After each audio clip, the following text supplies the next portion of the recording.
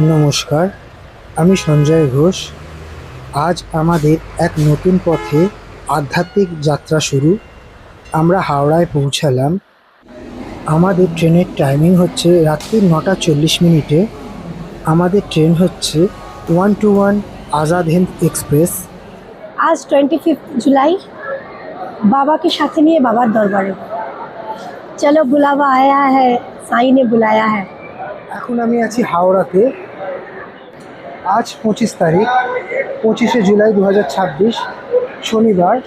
আজ রাতে আমরা ট্রেনে উঠব। কাল রবিবার, সোমবার দিন সকালে আমরা পৌঁছাবো কোপারগাঁও। কোপারগাঁও থেকে আমরা গাড়ি ধরে পৌঁছাবো শিরডি। তো আমরা যে ট্রেনটায় যাচ্ছি সেই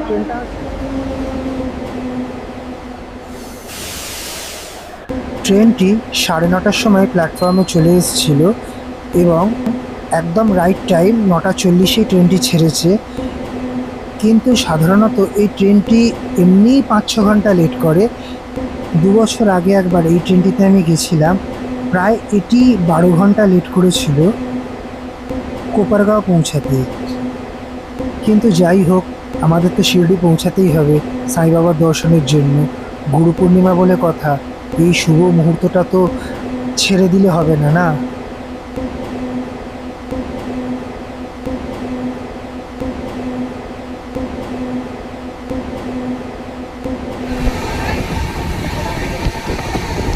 এই যে নদীটি দেখছেন, এটি কোলাঘাটের রূপনারায়ণ নদী।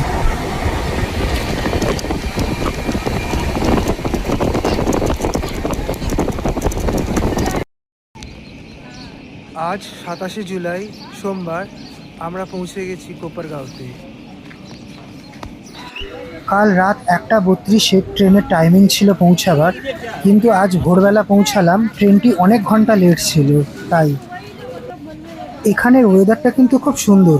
কলকাতায় যেরকম বীভৎস গরম, চিপচিপে গরম, এখানে কিন্তু সেরকম না। একটু ঠান্ডা ওয়েদার এবং বৃষ্টি পড়ছে, গায়ে কিন্তু একটু ঠান্ডা ঠান্ডাই লাগছে।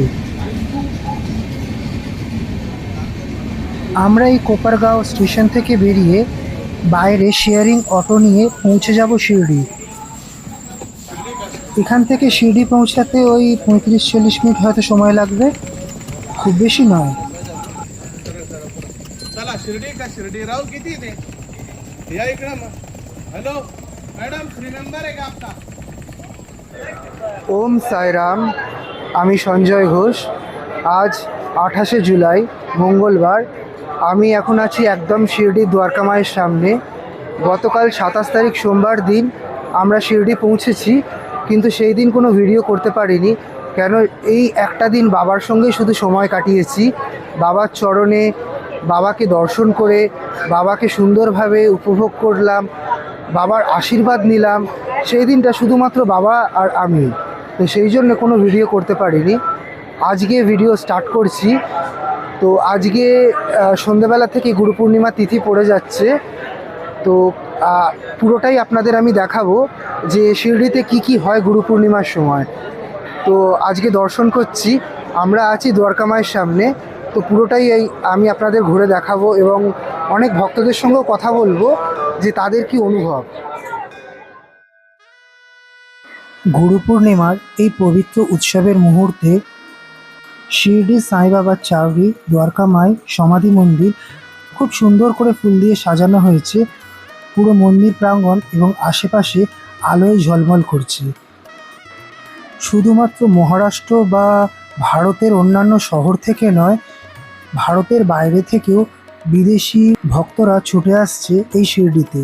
আমরা এবার যাচ্ছি দ্বারকা মায়ের সামনে। আমরা এবার এগোচ্ছি দ্বারকা মায়ের দিকে। আর আপনি যদি এই ডান দিকে দেখবেন, এই ডান দিকে আছে হনুমান মন্দির। আমরা আগে দ্বারকা মায়ের দর্শন করব।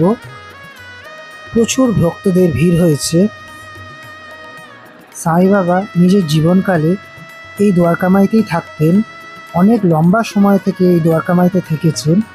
এই দ্বারকা মাইকে উনি মা বলে সম্বোধন করেছেন এই কারণে, কেন যেরকম একটা মা তার সন্তানকে আগলে রাখে, এই দ্বারকা মাই সেরকম সমস্ত ভক্তদের আগলে রাখে, তাদের দুঃখ কষ্ট সব কিছু দূর করে। এই দ্বারকা মায়ের ভেতরে বাবা যে ধুনি জ্বালিয়ে গেছিলেন, সেই ধুনি আজও জ্বলছে। আর এই ধোনির যে উদি, সেই উদি ভক্তদের কাছে অমৃতর থেকে কিছু কম না। যেরকম অমৃত একটি মৃত মানুষকেও জীবিত করতে পারে, সেই রকম এই ধ্বনি একটি মৃত মানুষকেও জীবন দান করতে পারে।